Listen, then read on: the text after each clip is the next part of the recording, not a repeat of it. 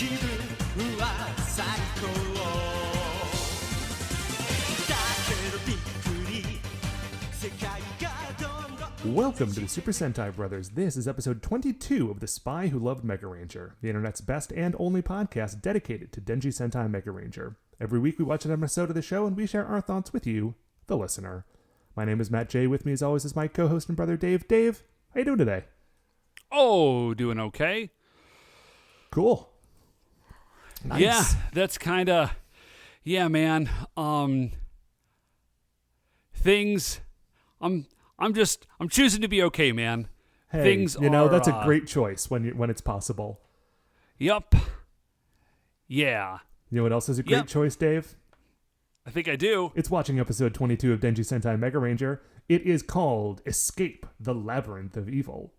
And we're going to talk about that today, Dave. But of course, before we get into that, as always, we have our officially award-winning opening segment. Dave, shining in the heavens, there are 5 stars. What is our first star of the week? Man, our first star of the week, it's Bun Vulcan.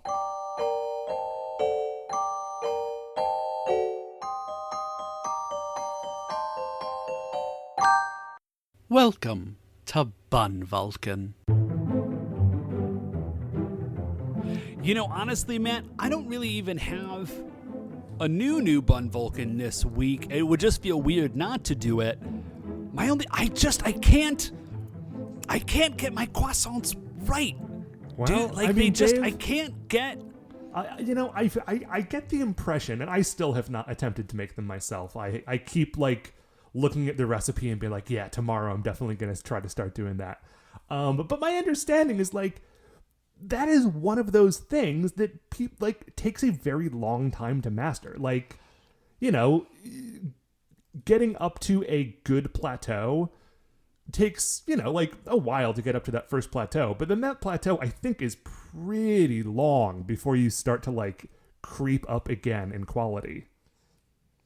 Yeah, I think I may just have to buy a professional quality dough sheeter. That's probably the issue. I think it actually is. So for a while, I was pretty sure that it was my butter was too cold. Okay. Yeah. Because the thing is that you really need long, contiguous bits of butter. Yeah. Right? You went into a little detail about this last week. Okay, got it. And so I think what I'm doing is I'm rolling unevenly. All right. And because I'm rolling unevenly, inadvertently, I am pressing the dough down through the soft butter. Okay. When I accidentally do an uneven roll. And when I do that, I'm breaking the butter up. Because I definitely kept it warm enough this time that it was not, it didn't crack on me. So that wasn't the problem. Okay. So I think I just need to buy a professional dough sheeter. I think is basically the what's going on here. It's the only reasonable thing to do. It's the only reasonable conclusion to draw, Matt. Now, do you already have those spacers for your rolling pin? Like the sort of silicon bands that you can put on either end to make sure that I don't. That probably would be a reasonable middle step. I mean, they're only a few bucks. I feel like you can do that just to prove to yourself that it wouldn't work, and then you're justified in buying the professional dough sheeter. Yeah, that is probably... And if that doesn't work, you're just going to have to start importing your butter from France, because they got that special butter. They do have that special butter. The K-Tom Restaurant Supply has a Bake Max something or other, and it's only $6,500. So that seems like a very reasonable investment. Yeah, I mean, do you have room for it in your kitchen? Yeah, there's a countertop version that's only $3. So that's half off, man. Yeah, you just saved yourself $3,000. You'd be a fool not to buy it. At that price, can you afford not to? I mean, listen, it's a savings at any price, but yeah, I think you should definitely go for it after you at least try the spacers. Yeah, that's probably a pretty reasonable call. Just to check it off the list so that you're not gonna have that little bit bothering you. Do you remember, Dave, in Secret of Mana, how we missed the weapon orb, and so we never got the whip past the Nimbus chain. Matt, I was choosing to be okay today, Matt.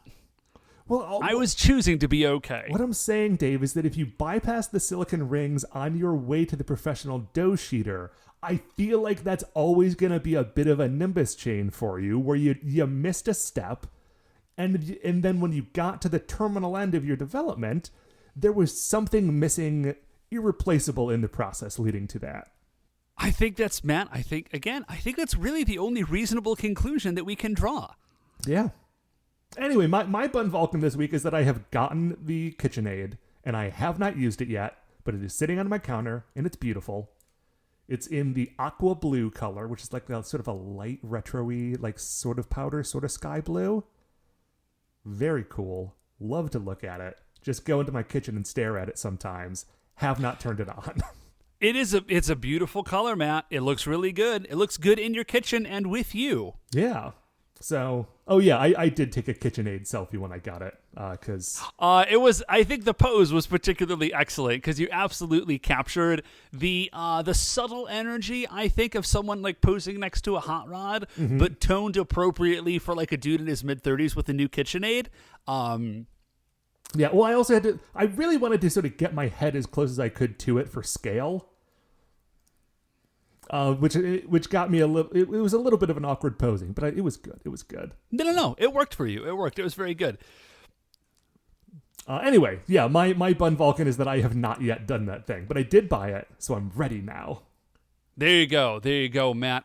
So Matt, what is our second star of the week? Dave, second star of the week is something I have done in the kitchen, and Dave, it's soup season. It's back, baby. Soup. The soup's on. It is. I am, it got a little bit brisk earlier in September, and then it warmed up again, and then now it's cold again. But dude, as soon as it got cold, Beth and I were like, ooh, fall foods. And it's soup. It's soup season. Here's my perennial favorite, butternut squash soup. Ooh, I like a butternut squash soup. Butternut squash soup with curry powder and some, if you fry some onion with the butternut squash. If you have the time, fry the butternut squash up with onion before you put the stock in. It gets a lot much nicer flavor. Also, pro tip from a dude who spent some time professionally slicing up butternut squash. I don't know what it is about the starch in a butternut squash, but it's incredibly sticky and it dries on your hands in a weird way. Oh. And it's like crazy difficult to get out. It's the worst. So everybody's got gloves around now. Just use one of the nitrile gloves that you have or latex gloves or whatever. Just put that on before you start cutting up your squash. You're going to be way happier. That is a great pro tip. Thank you, Dave. I actually have some butternut squash in my fridge. I have not gotten to turning it into soup yet. Because an immersion blender is the one thing I don't have in my kitchen. Oh, dude, yeah, you really should. And you should get it. Don't get it. Don't buy it for yourself. I could dump it into my food processor, but that's a whole thing. It's kind of a whole thing. You know what you could do? Fry up the butternut squash, Matt. Just turn that into a puree in the food processor, which would be a lot less messy, and then thin it out a little bit with the stock. Oh, that would be a good call. That's the move. Also, guy, if you're thinking about soup, if you're a person that doesn't know this already and you're thinking about soup, let me enlighten you a little bit. Escoffier said it, and he was right. It's all about stock. All right? Good soup starts with good stock. 100% and good stock true. is 100% true. And friends, good stock is not hard to make. And you might say to yourself, but Dave, I can just buy stock and broth from the store. Yes, you can. It is virtually an entirely different foodstuff. Here's the pro move. Here's the easiest version of this. You know what you do, Matt? What do you do, Dave? If you're a person that can go to Costco, you go to Costco and you get yourself one of those $5 rotisserie chickens. You can eat the meat off of it if you want. You don't have to. You can just chuck the whole chicken in a pot, and the stock will be even better. But it'll still be almost as good.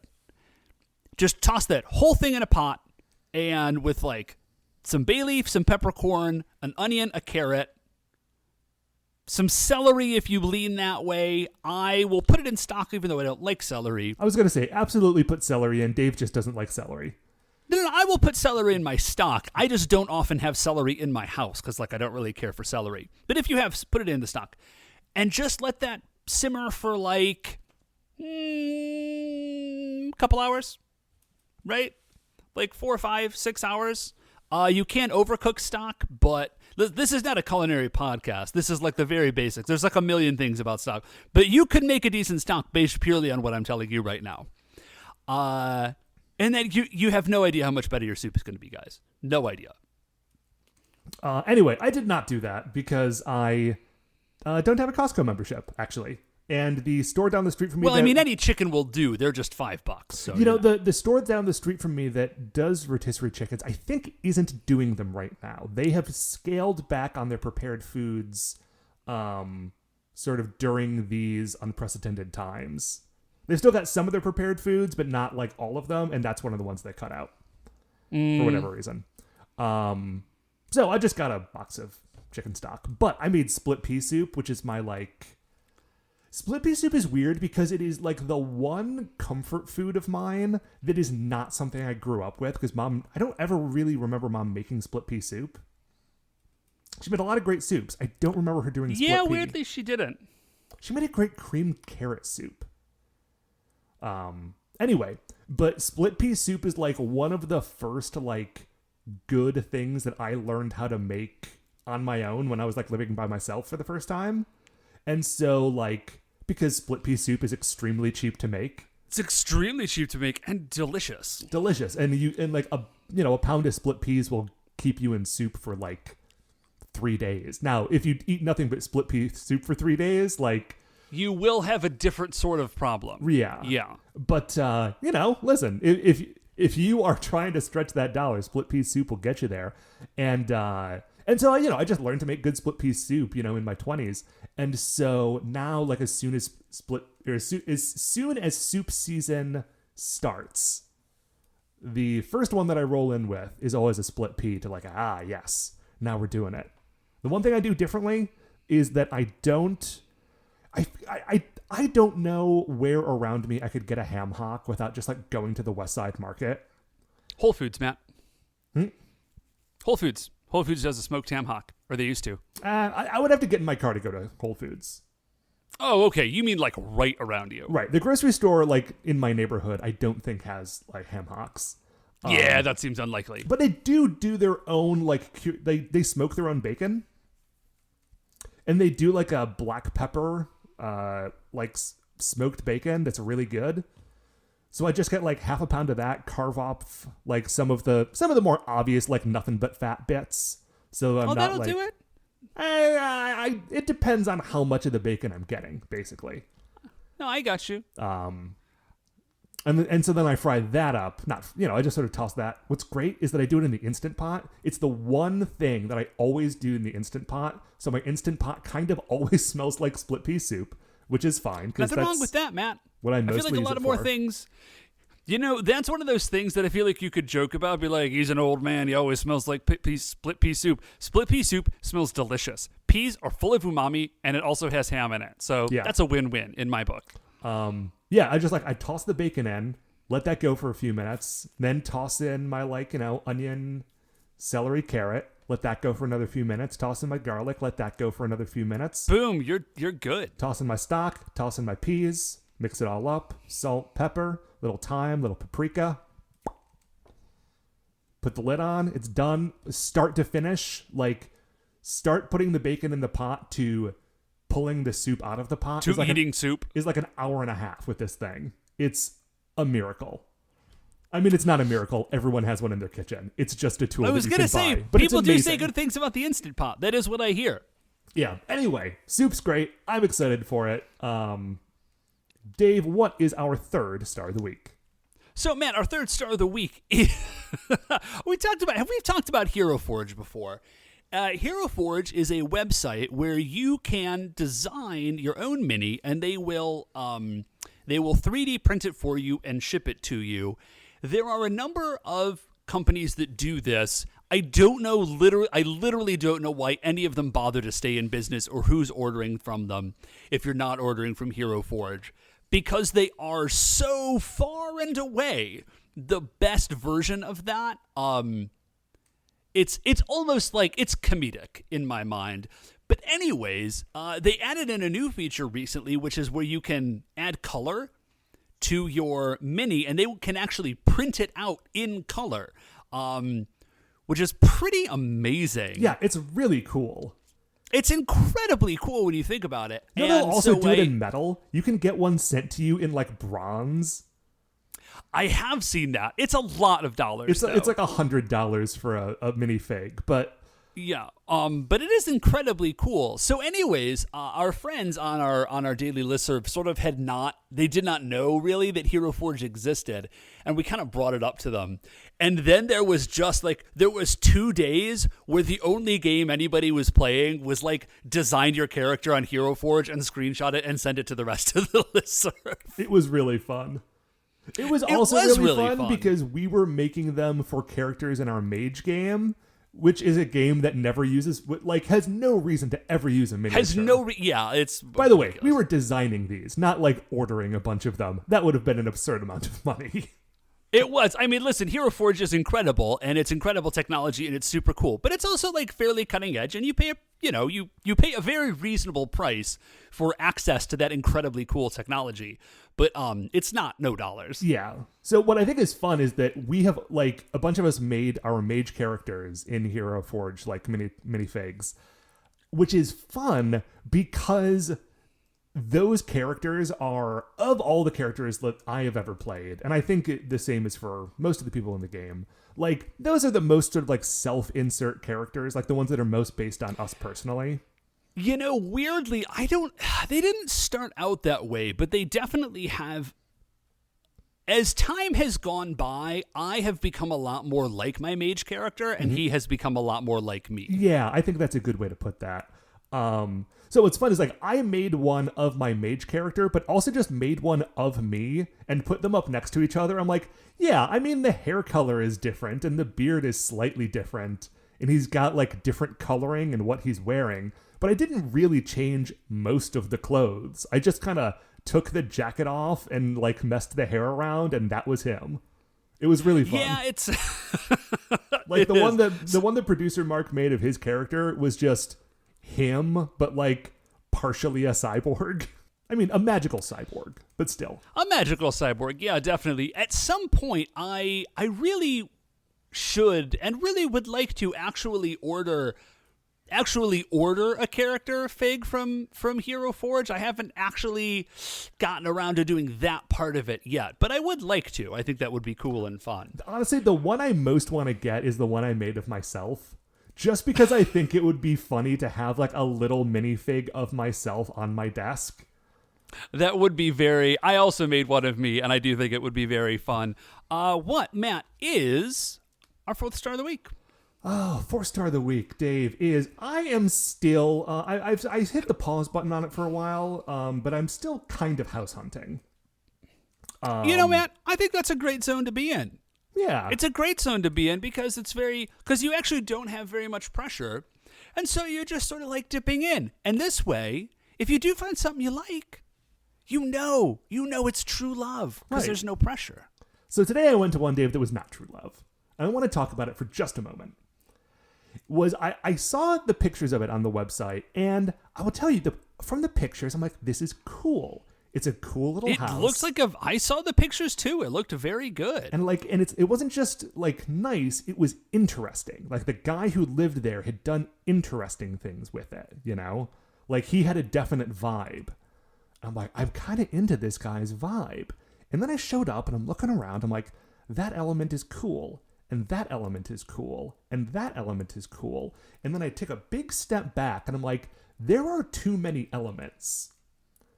There were so many elements to this house. Like, you know, when you move into a house, you want it to be your house. This guy had so thoroughly like redone this house that it would only ever be his house, even if I bought it from him.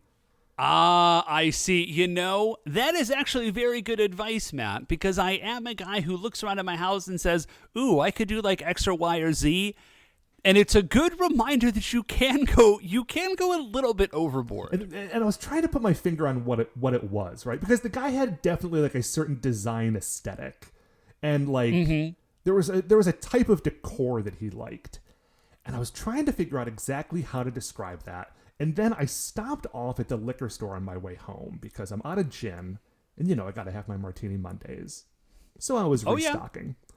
So I get to the liquor store and I walk past the rum area. And I see a bottle of not just Kraken spiced rum. It was the Black Roast coffee rum from Kraken. And I was like, oh. And you said to yourself, that's the aesthetic of this house. It is the Black Roast spiced rum Kraken. Like, even if you removed the tentacle decals from the wall, which were there, and you took down all of the octopus art that was in the house, which was noticeable, like the countertops and the cabinets and the lighting fixtures and like the stuff, like the ceiling of the place, just all gave off the vibe of a coffee-infused spiced rum with a picture of an octopus on it. And I was like, I couldn't. And listen, this guy was living his best life. I don't want to make fun of him. I saw pictures of the house. Yeah. It looked very cool. But like when I walked into his bathroom, I definitely saw that he had caffeinated shaving cream on the shelf. That does seem like a lot, though. And I was like, I don't know if there was a picture of an octopus on that, but like if there wasn't an octopus, it was a bear or a wolf. Like it was that sort of like, it wasn't. Yeah, those are your options, right? Yeah. It was a lot. And like, honestly, it didn't look bad. Like you said, I showed you the pictures. It looks cool. But I just knew that if I moved into that place, every day I would look around and be like, I'm sorry, house, your master is gone. Like, and now you're just dealing with me. Now it's just us. Yeah, I know that he made everything out of like rough wood and metal pipes to put shelves on the wall. But, you know, I don't have as many decorative skulls as he did. Sorry, man, I got fewer octopus statues. Yeah. I don't know what to tell you. Anyway, so that was my afternoon, Dave. What is our fifth and final star of the week? So that was a weird transition, Matt, because our fifth and final star of the week is that you have been playing Final Fantasy 15, and I have not played a Final Fantasy game since 8. Did you not play 9? Did I? 9 was the one with the guy with the tail. I did not. 9 was good. Did I? 9 was I played... This is not a joke. Final Fantasy VIII might be the only one I have actually played. Really? I played... Yeah, like start to finish. You were a big tactics guy, but... I was a big tactics guy. I do. I would be playing tactics more frequently now, but it's still like $45. Yeah. And we played Crystal Chronicles all the way through. Were you not part of that group? Oh yeah, I don't count. No, I was. Yeah. I don't think of that as a Final Fantasy game, but yes, I did play Crystal Chronicles. So, anyways, Matt, Final Fantasy 15. Yeah. So I played Crystal Chronicles. I played Tactics. I played 7, 8, and 9, and like that was my era of Final Fantasy, right? Like I never picked up 10. Never picked up 10. You know, like basically any of the other ones, and I had kind of written off the series for a while because like. They had become MMOs at some point, and I don't know, like, I just kind of bounced off of them after the PS1, I guess. Like, they just never really appealed to me, but Final Fantasy 15 is included on the Xbox Game Pass right now, and I was kind of looking for something new to play, and I was like, you know, I heard good things about this game. I already have the Game Pass subscription. It doesn't hurt me to check it out. Downloaded it. Dude, Dave, Final Fantasy games are good. Did you know this? Yeah, no, that is... People have mentioned that to me in the past. Yeah. It's these 4 guys that go on a road trip, and it goes extremely bad for them. Like, it's a totally different game than what I was used to, because it's not turn-based. You don't have a big party that you can choose from. It's just, like, a prince and his 3 best friends / bodyguards. like just rolling around, going through this adventure. It's like this active combat system. There are only 3 spells through most of the game. Like, it's a really... What's weird is when the game boots up, there's a screen that comes up that says, a Final Fantasy for, like, fans and first-timers. Which kind of feels right. At least it is for me, because I am theoretically a fan, but have been away from the franchise for so long that I'm kind of a first-timer. Functionally, yeah, man, that's, you know. The coolest thing about it, though, is the summoning spells. Because, you know... Well, I think that's true. That's true of a lot of Final Fantasy games, in my recollection. But catch this. So, it's like this. They are no longer a spell that you have that you can, like, deploy. They are just, you know, like, there's Titan and there's Rama and there's Ifrit. Yeah. Or not Ifrit. There's Leviathan. Whatever. You know, there are the Final Fantasy summons, the core ones. And they sort of eventually, one by one, sort of, like, join your side... But they'll just show up sometimes, and they kind of only show up when you're having trouble. And so you'll just be in a fight, and you'll be like, I don't know if I'm going to survive this. I'm going to have to reload. I'm, like, using up all of my items. And then just all of a sudden, like, the sky splits open, and Rama is there, and he's, like, the size of a skyscraper, and he just, like, destroys everything. And you're like, yes, my man, my absolute dude, here you are. It feels so good every time. Anyway, it's a really fun game. If you, like me, have stepped away from the series for a long time, you may find Final Fantasy 15 refreshing. Anyway, that, Dave, is our 5th star of the week, which means that now we are going to take a break. We are going to watch episode 22 of Denji Sentai Megaranger. It is called Escape, the Labyrinth of Evil. It was written by Naruhisa Arakawa. Its original air date was July 20th, 1997. You can watch along, of course, either on the DVDs or at shoutfactory.tv. And I recommend you do. Haven't had a bad episode of this show yet. And we'll be right back.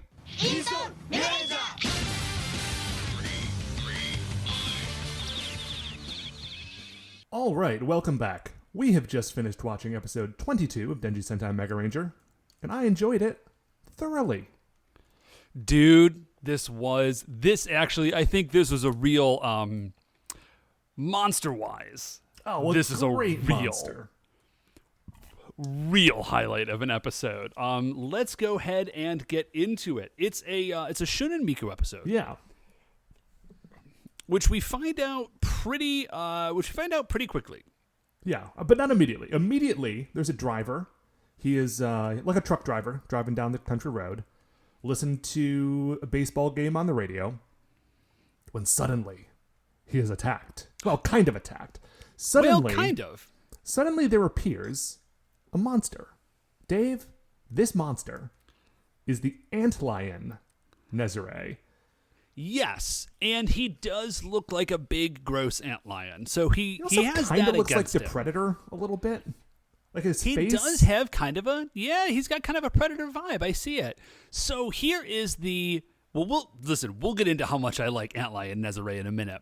But he creates like a portal that the truck driver drives through, and then the truck driver immediately says, "Oh no!" And then the truck driver doesn't say anything else ever again, because he drives his highly flammable truck into a wall and it explodes, and that man dies in a flame.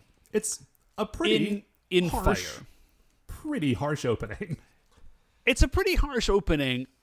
This is not apropos of the episode, Matt, but I was reading a Fantastic Four comic the other day. Oh yeah, and I was. In the context of superheroes, you've got this. Okay, there's the Fantastic Four, right? There's Mr. Fantastic, who's a smart, stretchy man, and that's very good. Mm-hmm. And then there's the Invisible Woman, who can turn invisible and do force fields. And then the Thing can hit you very, very hard. Right. And then Human Torch is a walking, talking, sentient violation of the Geneva Convention. If you've ever burned yourself like even a tiny bit, the Human Torch's powers are a horror show. Yeah, I mean, they certainly can be. Like, that dude just rolls around, like, hurling flame blasts at everybody like it's nobody's business. And that's... Anyways. And he can fly. And he can fly. The flying is big. Anyways, so that man is dead, and that's very bad. But we go from there to Miku, and she's having a very nice day. Yeah, so that's nice. She's on her computer, which is like a weird... You could technically call it a computer, yes. It is not... Okay, I think this is before they were called laptops. I think this is a notebook PC. Maybe? Yeah, man, I am not sure. It looks like a big Nintendo DS. That's exactly what it looks like. It is so old, it is not immediately recognizable to the modern human as like a laptop computer. And when Matt says a big DS, he doesn't mean like a gigantic one. He means it's like, I would say maybe like time and a half the size of a DS. Yeah. But much thicker. Anyways, so he has it. And what she's doing with this thing is that she is checking her horoscope. Yes. Now we find out that she is a Pisces because it says that Pisces girls are excellent right now, and they have great compatibility with Virgo men. And who comes coming down the street or down the stairs rather? It's Shun, who we find out is a Virgo. Yes. I think this has been building a little bit, right? That Miku was kind of into Shun. Yeah, I remember this was sort of a running theme some episodes ago, during the episodes with the monster who the Bat Nezare who made the yes. flute women. Yeah, there was a little twinge of that, but I think this is where it's much more developed in this episode. So Shun is it's summer vacation. This episode aired in July. Shun is like on his way to summer cram school. He is not wearing his school uniform, which is weird. He's got like some product in his hair, so it's not quite as poofy, but it still looks great. And Miku obviously knows where he is going to school and has like waited here for him to quote unquote happenstantially run into him. Yeah, so she runs up and she's like, "Oh my gosh, Shun, where are you going? You going to cram school?" Hey, aren't you a Virgo? Yeah, and Shun is obviously like, "Oh, hey Miku, like it's really nice to see you." And then he gives her some definite flack about horoscopes. Well, because what she says is like, "Hey, aren't you a Virgo? That's great because I'm a Pisces and my horoscope says that Pisces and Virgo people are very compatible right now. They can get through any obstacle together. Isn't that great? Like, shouldn't we..." She doesn't say, "Shouldn't we be in love forever right now?" But her eyes do. And Shun, I think, sees this and decides to not engage. And instead, he does. This is when he goes in to be like, "Yeah, but I mean, like, horoscopes are whatever. I got to go to school."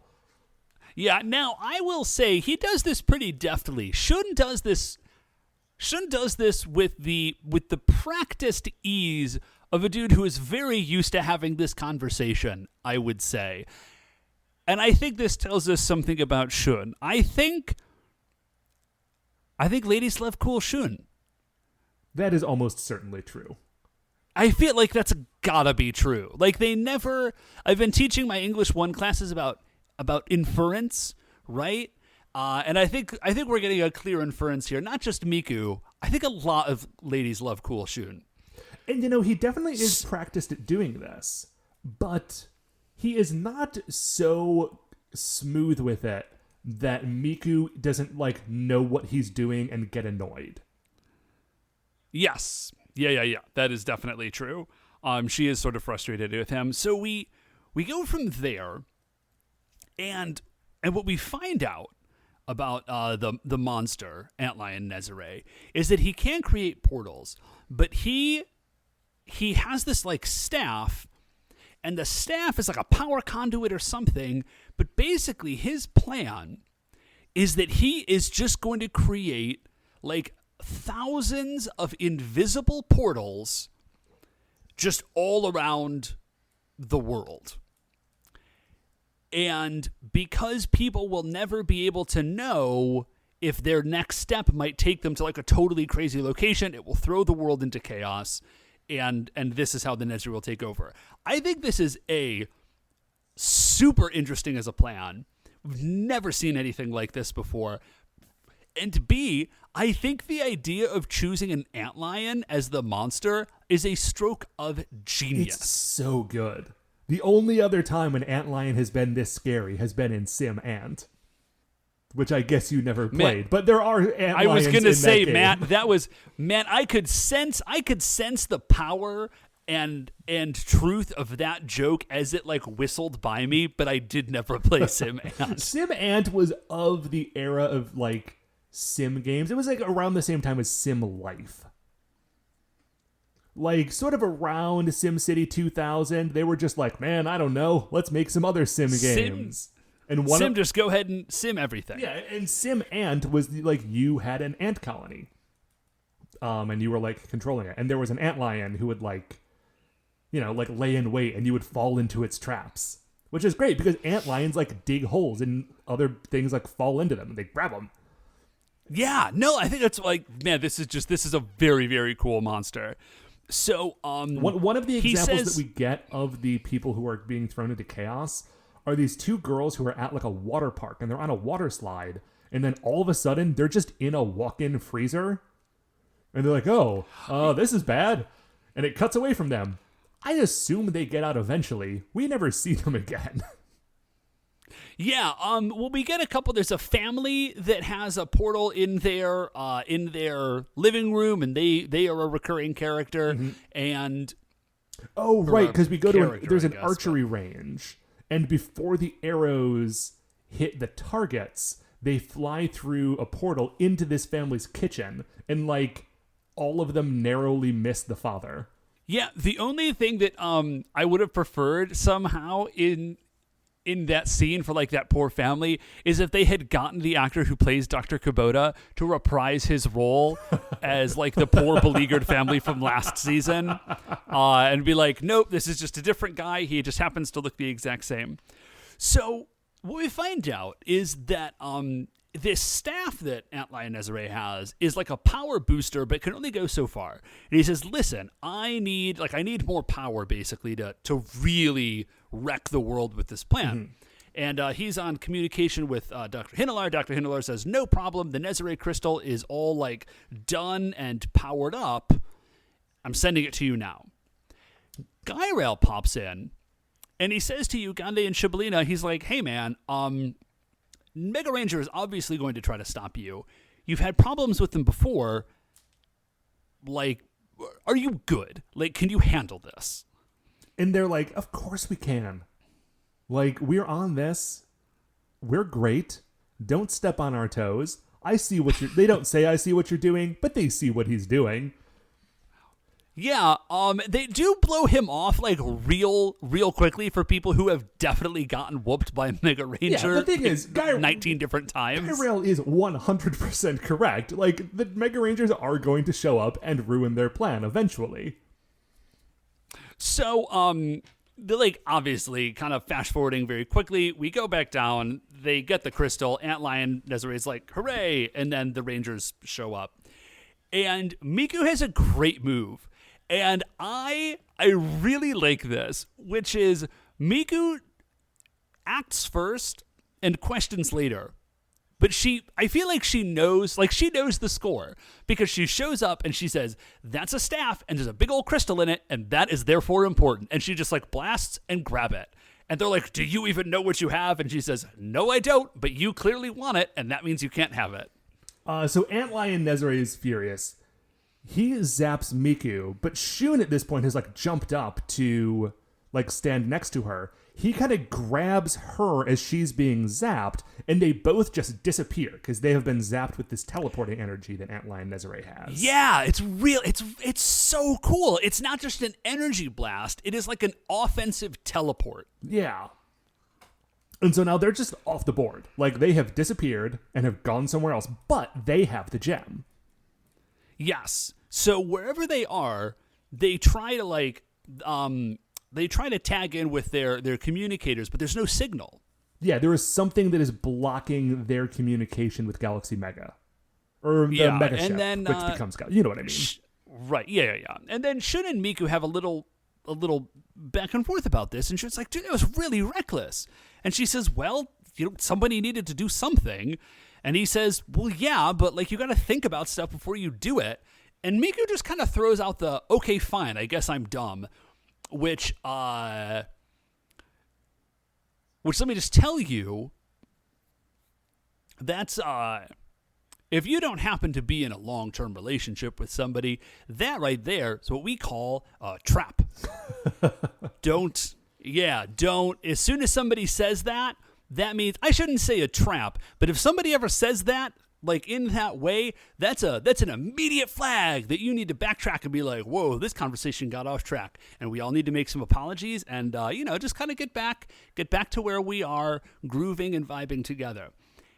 Shun does not do that. No, because he's very practiced at like jujitsuing away from relationships. But he's not good at being in relationships. Yeah, clearly. Yeah, and like Miku was obviously still hurt from earlier where he had blown her off because she's like, yeah, I guess I'm dumb. I believe in horoscopes. I grab power gems. These are all just reckless things that I do. I guess I suck. This is going on for a moment until Antlion Nezare shows up, and I mean, listen, he's not there to save Shun, but Shun should be grateful for his interruption. Yeah, he definitely would. Or should, rather. So, Antlion shows up, and he's like, hey! Who are you idiots? Who are you dummies? Only two humans for literally miles around, it seems. Where did the Rangers go? I know that I zapped 2 Mega Rangers with my teleporting powers and then followed them to where the teleporting powers sent them. And I know that those 2 Mega Rangers had my Nezare Gem, and I see that you 2 have my Nezare Gem. So my only question is, where did the Mega Rangers go, and how did you get the Nezare Gem from them? And I love how stupid monsters are sometimes. And I feel like we've had this for a while. We had this, like, this was all of Car Ranger, of them clearly being the Car Rangers and no one being able to put it together. It was. I feel like they played it as a joke more in Car Ranger, and I feel like they're playing it a little bit serious here. But maybe there's like a meta joke because, again, who else could it be? But anyways, they're just like, we got to run, and they start running. And now Miku does start to do a transformation, and Shun grabs her before she can like give away the fact that they are the Mega Rangers. And as they're running away, she's like, hey, why did you do that? We are superheroes. That's a monster. We should have transformed and fought it. That's what we do. And Shun says, like, listen, try to transform right now. She does, and she can't. And he's like, yeah, you said earlier that there's some sort of interference. The same, the interference that was happening with our communicators, like, that is on the same frequency as the method by which our suits are, like, digitized and delivered to us. So if the digitizer can't be a communicator, it also can't be a henshin device. Yeah, which is a really cool, like, narrative twist for this episode. Also something I had not considered. Also something that you should absolutely make sure that the Nezare never ever find out. No. That your suits are dependent on cell signal, because it is 1996, my dude. Yeah, there aren't that many satellites. There's basically one, and it's Galaxy Mega. So basically, so they just run, but as they're running, they go through a portal, and then they're running in front of a train, and their first reaction is to just run forward kind of as fast as they can. And they do eventually jump to the side, but they do try to outrun a train a lot longer than seems prudent. And then they go through another portal, and they land in a jewelry display in like a department store. Is that what it is? I thought they were in a toy store and they knocked over a display of toy gems. No. Oh, I figured it was like a snazzy display of like, oh, here's where the jewelry area is with like a bunch of fake gems. Because the thing is that the gems it literally that they knock could over, be either. It doesn't matter. Like all of the gems they knock over are the size of a golf ball. Yeah, so I figured it was a display. This is completely immaterial. The point is, they land in a display. There's a bunch of fake gems, and they do grab one. Miku grabs one, which she thinks is the real one, but it isn't. Yeah, because they all look like the Nezare crystal. Crucially, now Dave, maybe they landed. Close enough, maybe right? they landed in the Nature Company, which was an old store that used to be in malls that just had a wall of gemstones that you could buy, and like precious rocks and unprecious rocks. Yeah, I was going to say mostly non-precious rocks, but they did have like huge things of like amethyst geodes and stuff. Dude, And remember when stores were good? Remember when malls existed? I was in a mall a while, not recently, but recently enough to have this memory. And I saw another store that kind of had like a semi-Nature Company vibe, and I just realized like I will forever be chasing the high of that like Nature Company, like late 90s at the mall by yourself as a teenager in the Nature Company was just so chill. It was such a good vibe. I think there was a water feature in the store. There was a water, well, it was like a small one and you could buy one, but they definitely did have a water feature and it was an extremely good store. Yeah, Anyways. Man, growing up during the days of the late 90s, like unstoppable at the time, eventually it was stoppable. It was very definitely stoppable. Retail boom and just wandering through a mall and like, I don't know how a store can exist in a mall that only sells swords and chess sets, but I guess it's here and I'm going to walk into it and not buy something every time I'm at the mall. Those were the days. Anyway. Those were the days. That 90s. Only 90s kids will remember, Matt. Only 90s kids will remember sword stores at the mall that also sell chess sets. Well, you know, they also sold throwing knives. And they also sold throwing knives that were shaped and decorated like playing cards so that you could buy them and pretend you were Gambit. Matt, now I know you don't go to Reddit. And that is overall probably a very good decision. But I will give you one piece of advice, man. If you want to relive in some small way that experience, and forgive me, this is going to get slightly blue, but it's in the name. You go ahead and you log on to www.reddit.com/r/mallninjashit. And it's 332,000 people, Matt, have subscribed to this. And it is just... it is just post after post of the absolute creme de la creme of mall sword store nonsense. Yeah, I love it. I would love to. I don't go on Reddit. I would love to see that. Man, you should go on it. Man, I'm looking right now. No, please go ahead. I want to hear what you're looking at. I'm looking right now, Matt. It's like a glovey, grippy thing, and it's shaped like a scorpion, but the scorpion head is also a skull, but the skull has fangs, and I guess you could punch a person with it, and then the tail comes around, and the tail is also a knife. Hell yeah. You know what I was thinking about the other day, Dave? I was looking at some pictures that a friend of mine had posted that they were at one of those like axe throwing places. You know, the axe throwing places that exist where you go and you throw axes? Yeah, and they also somehow have liquor licenses and can serve you real alcohol. Yeah, I don't know how any of that works, but I was looking, I was like, man, I don't know what the big appeal is of throwing axes. And don't you though? Well, okay. And then I stopped. Have you thought about it? I stopped for a moment and I backed up. And I was like, the reason that I'm not especially interested in going axe throwing is that I feel like I got a lot of that out of my system in high school when you bought a bunch of throwing knives and we built like a throwing knife target thing in the garage. It would just spend hours and hours in the garage throwing knives. Dude, it's roll fun. It's very good. Yeah, also, if you have ever actually tried to throw a knife, you will laugh forever at any movie that involves throwing knives. Oh, yeah. I remember when we were in the height of our knife throwing days, we watched The Postman. And there's a scene where Kevin Costner just hucks a knife at a guy and it hits him perfectly. And I have never been so incredulous at a Kevin Costner movie, and I've seen Waterworld. Waterworld gets a bad rap. Waterworld's pretty fun. I grew up on Waterworld. Actually, Postman's pretty good too. Postman is also very good. Tom Petty's in Postman. Dude, but he's not famous. The Postman is famous. You're famous, man. Oh, dude.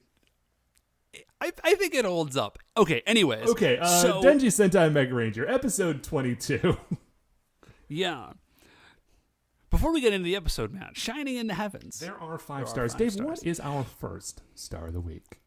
Our first star of the week, Matt, is that Miku and Shun kind of jump into another portal, and they are on a at first I thought it was a beach, then I thought it was a refinery, then I thought it was a construction site. But the point is that they very quickly end up buried in sand. Dave, I think I have a list of things that they've done, and I think it was all of those in very quick succession.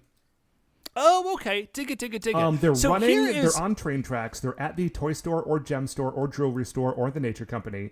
They're inside the back of an open moving truck. They're rolling down a hillside. Yeah. Then they're at a construction site and buried by a load of loose dirt. Now, I will say, I think this is a very fun plan on Antlion and Nezere's part. I also think it's a very bad plan, because his theory is that he will create a network of instantaneous, free transport all across the globe, and that this will somehow sow chaos in the universe. When what would actually happen is that Amazon would monetize that in the space of 4 days. Right. Well, the thing is that Antlion and Nezere, and the Nezere in general, I guess don't have a lot of faith in humanity's ingenuity of, like, pattern matching. Because they're like, we'll set up this whole network and it will cause chaos. But the thing is that, as it turns out, as we will find out pretty shortly, these portals are not random. Like, they appear random from one to the next, but if you are being chased by a giant antlion monster, and you can know where you are coming in and going out because you know the area, and you can plot all of them down on a map, you will realize that it is actually forming a pattern, and that pattern is like in a figure-8 Mobius strip. Yes, and this is precisely what Shun does. Now, I figured that they were using, I thought he was like using their internet connection as a sort of like crude GPS. But even crude, Shun is like, I think this is it. And he hits the keyboard like 4 times, and then a map pops up, and it fills in with every single one of the portals, that it like somehow plots them immediately. And he's like, oh yeah, this is how it works. So I'm actually going to revise it. I think it would probably take less than 4 days for humans to monetize this system. Man, this is I'm looking at an M38 knife pistol. It's a single-shot knife pistol with a 38 bullet inside of it. A single-shot knife pistol? Yeah. Where does the bullet come out? Over the knife. I'll just drop that in the chat for me. Yeah, I was going to say, why don't I just go ahead and drop that in the chat for you? MR38 knife pistol, a single-shot knife pistol chambered for a 38 special. Oh, it's a gunblade. This is Final Fantasy VIII. It is a gunblade. No, maybe that's why I like it. It's a very small gunblade. It's the tiniest gunblade. This is like the gunblade if they did... I think this is the gunblade you would get if they did like a Redwall remake of Final Fantasy VIII. I think that's what you're dealing with here. So anyways, so Shun immediately maps out this whole plan. He's like, I've got the doors, and not only somehow do I have the doors, as we will shortly discover, but I've created like a pathing system through all of these. Anyways, Antlion shows up. He blasts and chases them. They run into a spot. There's 2 doors, and Miku's like, we gotta pick a door. And Shun's like, which one will we pick? And he experiences a brief moment of analysis paralysis, and then Miku just picks a door and blasts through it. She does go through that door, off a cliff, into some water, and I think it's like 15, 20 feet up, so she's fine. The music makes it seem much more dramatic than it is. Shun pumps through the door as well, sees her down there, and is like, well, I guess this is just what we're doing. And hops in after her. Yeah. Now, this does lead me to questions about Miku's laptop, which totally survives this complete immersion in seawater. Dude, I feel like Miku's laptop is probably a similar build of like the original Game Boy, which you could put through a full washer and dryer cycle and it would come out fine. Man, I don't know that that's true, but if you told me it was part of the ad copy at some point, I would believe you. Those things were indestructible.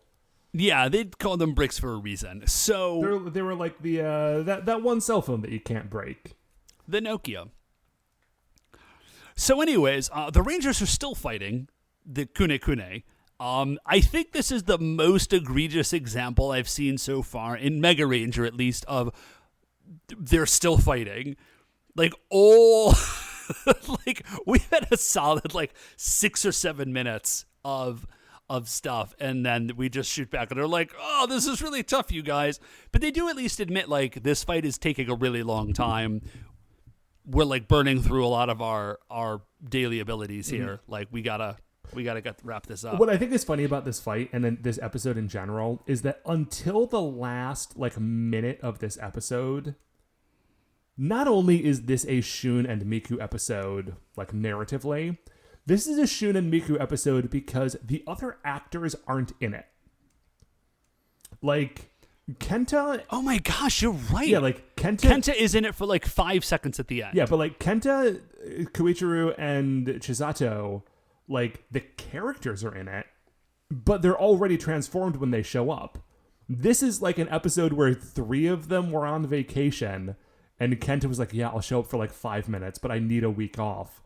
And this was Miku and Shun's week to be like, okay, well, I guess we're carrying the show this week.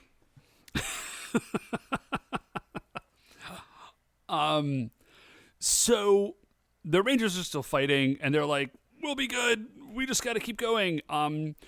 We go back, and Shun has found Miku. Miku is passed out, and Shun's like, oh, I guess I got to do CPR. Well, because she passed out in the water.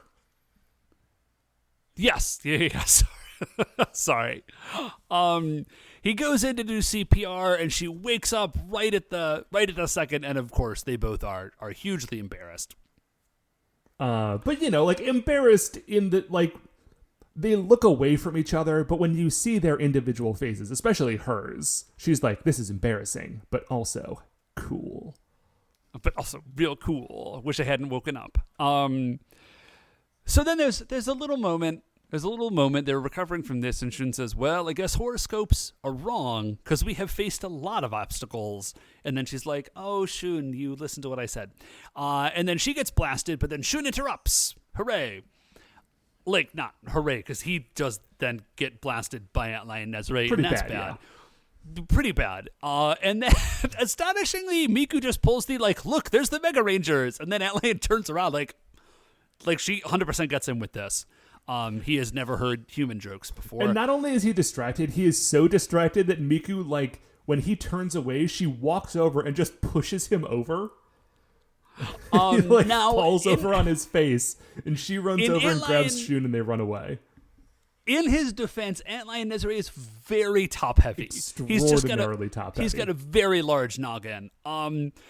We jump back to the Ranger fight. Again, it's going poorly. They're like, we got to use our combination weapons. And they try, and then Ugande sort of bounces it off of his arm. And he's like, I'm upgraded, nerds. Right. Get at me. And they're like, we need all 5 of us. And then we're back to Shun and Miku.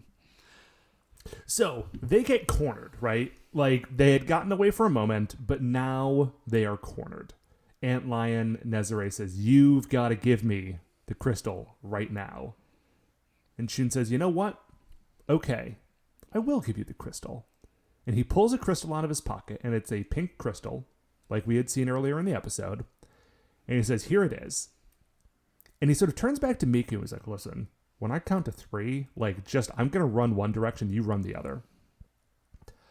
And we see that Miku sort of checks her pocket and sees that she still has the Nezare crystal that she had stolen originally. So this is now a decoy crystal that Shun has gotten from whatever store it was. We're not going to get back into it that they were at earlier. There's also a moment because the crystal that Miku has is in her pocket, and she's sort of like patting at her pocket. And he sort of reaches over and grabs her hand as she is grabbing that crystal to like... And it's kind of unclear as to whether or not he is also grabbing for that crystal to signal to her that, like, that is what is happening. Or if he is reaching over to, like, grab her hand because, like, this is a moment that they're sharing. It is not clear, and it does seem as though the fact that she theoretically has a decoy crystal would be a much larger plot point, but then it kind of isn't. I mean, it is for a minute, right? Because what happens is he says, you know, like, because he shows Aunt Lion Desiree, like, I have the crystal, and then he starts running. And Aunt Lion Desiree and the Kunekune both follow after him. Now, at this point... But he does actually have the crystal, is the thing. No, he doesn't. He has the fake one. I thought he had the real one. No, so she's got the real one. Oh, my bad. She has the real one. He has the fake one. She also has the computer. Okay, no. I got a little... You're totally right, Matt. I got a little bit flipped around. So I think what he was doing is he is putting his hand on her. That's got to be it. To be like, no, I've got a decoy, and I will. Yeah. So, and also at this point, she has gotten her computer back that has the whole network of portals mapped out. So he is drawing all of the threat away from her, and she now has a map to follow the portals back to, like, the nexus point that they assume is, like, the fight where the other three rangers are fighting Uganda and Shivalina, where the staff is, so that she can, like, get there and deal with the problem at its root. And Shun is going to, like, take the heat away from her while she's doing this. Yes. So she's got the computer. She's following. At this point, that like this is now the third time as she is going through all these portals that she ends up in the kitchen of that one family where the arrows had shot into the kitchen. And they are just like, we maybe just need to move. Yeah, this house is not a cool place for us to live anymore. So what Miku says is she's like, ooh, I can follow the data and destroy the system. I'm not really sure what she means by that. I think she just means, like, I can destroy the originating source of these portals, which is the staff at the nexus of this whole thing. I guess. So I think basically her plan is that she is... I think what she's doing, well, this is what she eventually does, is she's like, well, I just have to get back to where I originally was, because, like, that's the origin point. So she's just, like, using the computer to sort of retrace her steps to get back to the same spot. Shun is on a rooftop now, and he's cornered, and they're like, give us the thing. And he's like, all right, sure, here it is. And they're like, this is fake. And he's like, yep. You're a dummy. It's definitely the fake one. They fight for a minute, and then Shun just gets thrown off of the roof, by which I mean a very obvious ragdoll that is dressed in Shun's clothing gets thrown off the roof. And you know it's an obvious ragdoll because its limbs do, like, the weird floppy thing in the air that a human limb would never do. They ragdoll? Is yeah, that what you're they saying, ragdoll, Matt? yes. Yeah, they ragdoll is what they do. So, we go back to Miku. She's sort of like running around, and she gets to like a cliff, and the original cliff that she sort of jumped through, the original portal she went through put them on the very edge of a cliff, and now she's at the top of the cliff, and she's like, I just have to jump off the cliff, and that'll put me in the portal back to the spot. But obviously, it is scary because the portal is invisible, and she's kind of trying to do it, and then Ant Lion finds her. Yeah, and like knocks her over and grabs the crystal, and all of this was for naught, and now Shun is dead too. Because he fell off of the roof. We didn't see him land, yes. But you know, he wasn't transformed and he fell off a roof. What else could happen? He's obviously dead. Except he's not. Dude rides in on a motorcycle a dirt with bike. a helmet. A dirt bike. And I love that. First of all, I love that they always wear helmets. I think that's a very good like public safety thing.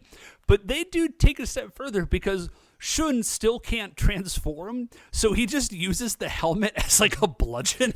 Yeah, he hops off the dirt bike and just beats all of these kune down with his motorcycle helmet. It is extremely good. Yeah, it's a strong move. So then Miku's like, I lost the crystal, and she's sad. And then Shun says, Shun is smooth. This is an excellent line. Because Miku starts to cry for a moment. Yeah. And Shun says, hey, save your tears for happy moments. I guess I trust the horoscope a little. And then there's an extra helmet, and she puts it on, and then they go and just... I forgot that the portal was off the cliff, because what it looks like is they just drive that dirt bike straight off of like 100-foot cliff.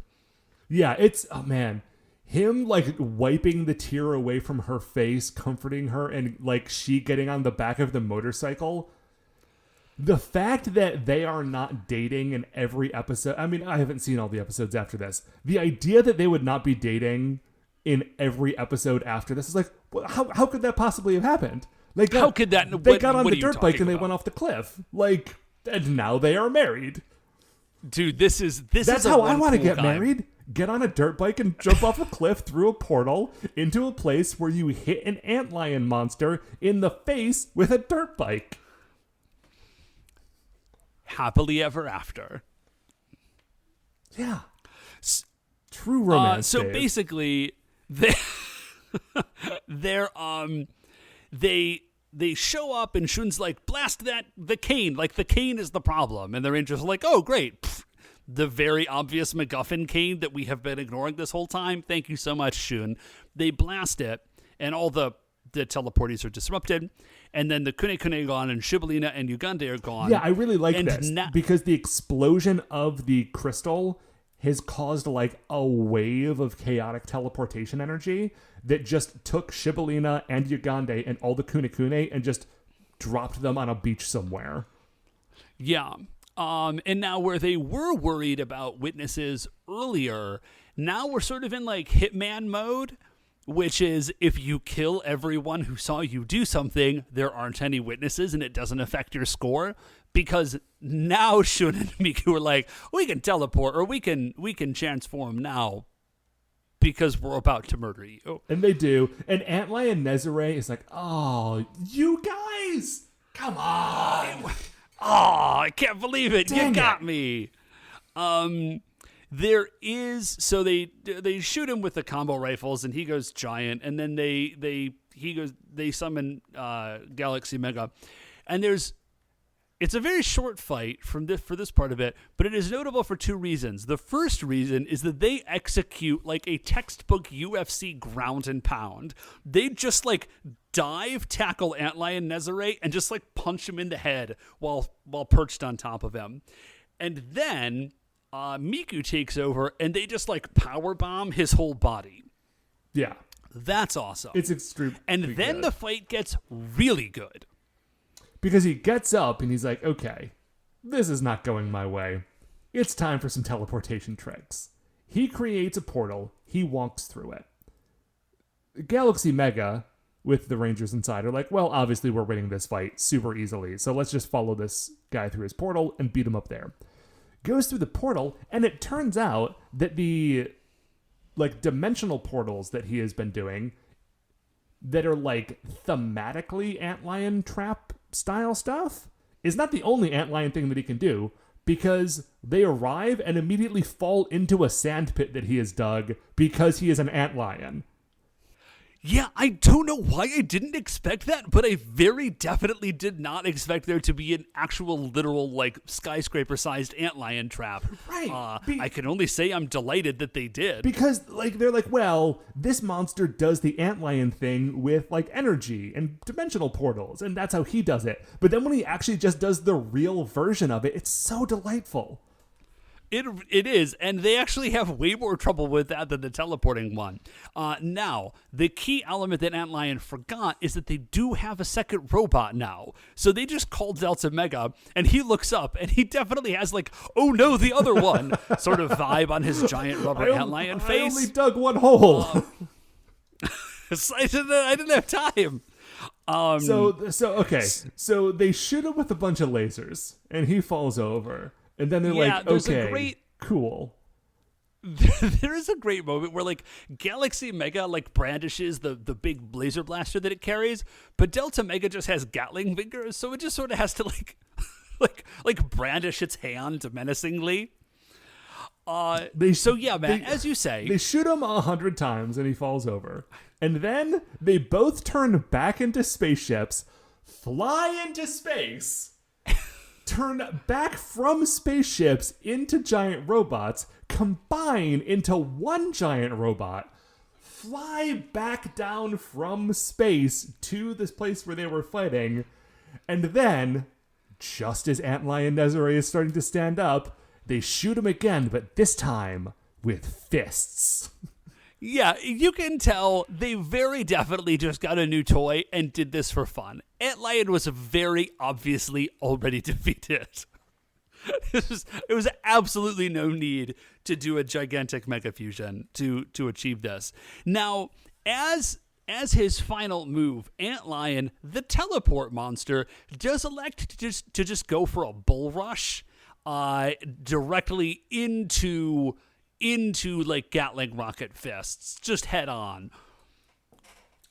Which is a tactical error on his part, but I don't know how much it would have mattered in his case.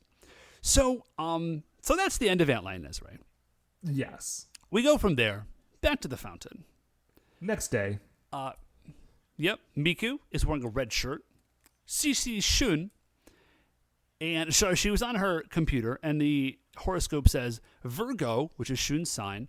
Virgo, their lucky color today is red, which Miku knew. She wore a red shirt. She's here to meet Shun.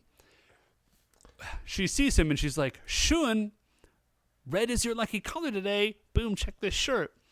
Kenta, glorious Kenta, comes around the corner, and he didn't dye his hair Kool-Aid red, but other than that, from tip to toe, he finally is decked out. Finally, the Red Ranger is wearing all red. It is, I think, maybe the reddest any Red Ranger has ever been.